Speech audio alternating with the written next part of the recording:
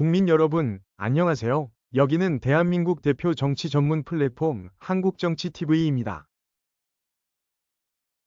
오는 7월 23일 열릴 국민의힘 전당대회를 앞두고 홍준표 대구시장이 당대표 후보들을 대하는 태도가 정치계 인사들과 국민들의 주목을 끌고 있습니다.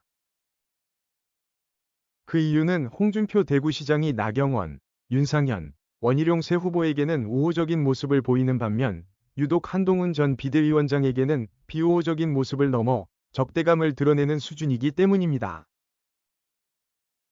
국내 언론 매체들이 보도한 내용을 종합하면 홍준표 대구시장은 그동안 당대표 경쟁 주자인 나경원, 윤상현 의원과 원희룡 전 국토교통부 장관은 다 만났습니다. 하지만 한동훈 전 위원장과는 만나지 않았습니다. 실제로 홍준표 대구시장은 한동훈 전 위원장이 2번이나 만나자고 요청을 했지만 2차례 다 거절했습니다. 심지어 지난 6월 26일에 대구로 찾아온 원희룡 전 장관을 만난 자리에서는 한동훈 전 위원장을 맹렬하게 비난하기까지 했습니다. 이날 홍준표 대구시장은 원희룡 전 장관에게 우리 당원들이 정신을 좀 차려야 한다고 말했습니다.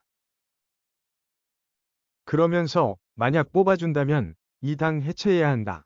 이 당은 존립 가치가 없는 당이다. 라고 매우 높은 수위의 비난을 쏟아냈습니다. 그렇다면 이처럼 홍준표 대구시장이 유독 한동훈 전 비대위원장에게 적대감을 드러내는 이유는 무엇일까요? 그 이유로는 여러 가지가 있을 것입니다. 그러나 홍준표 대구시장 주변에서는 A 위원 문제도 큰 영향을 미쳤을 것으로 보고 있다고 합니다.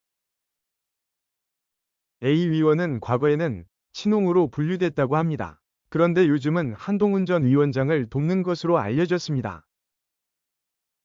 홍준표 대구시장과 한동훈 전 위원장의 면담을 주선한 것도 이 A 위원이라고 합니다.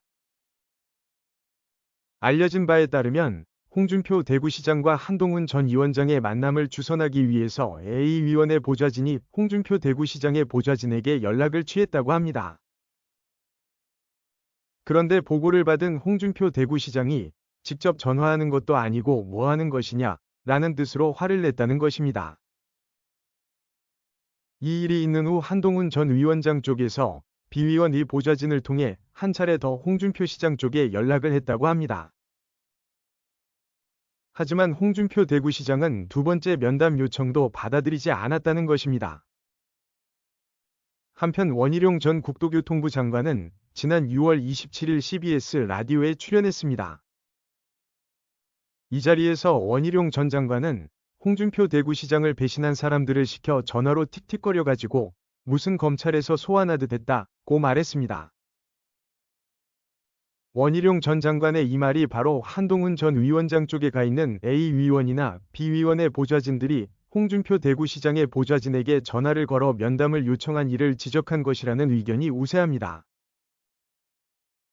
한국정치TV는 국내 최초로 탄생한 중립적, 객관적, 과학적, 불편부당한 독립정치 미디어입니다. 여러분의 구독과 알림, 자발적인 후원은 채널의 제작과 운영에 큰 힘이 됩니다.